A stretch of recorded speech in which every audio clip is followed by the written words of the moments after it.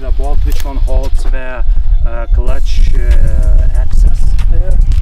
The problem is that oil coming out, not on the big wire, but still I a bit worried. I'm gonna show you an example how I'm gonna fix it. I probably gonna use another thing,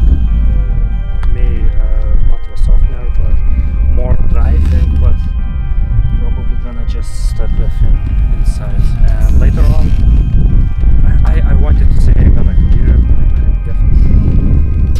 Yeah, so let's fill that hole and let's show you how this bike drives.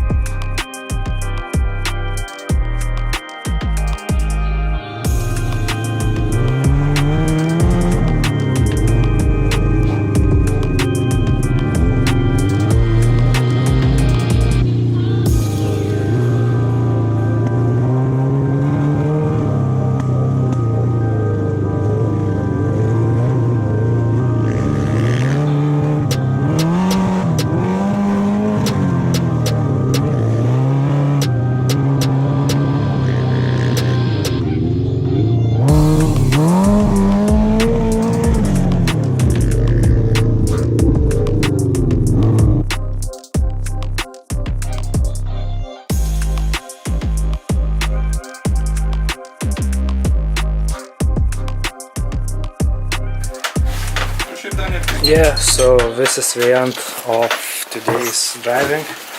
My final conclusion of today's drive was amazing. You can see exhaust, so it's a good indicator that the driving was good enough.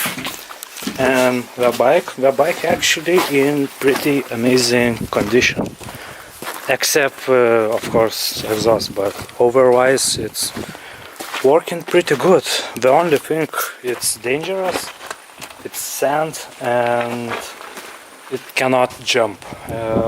I don't know why, but I think because the front shock absorber is too soft, the front falling down every time I'm trying to jump.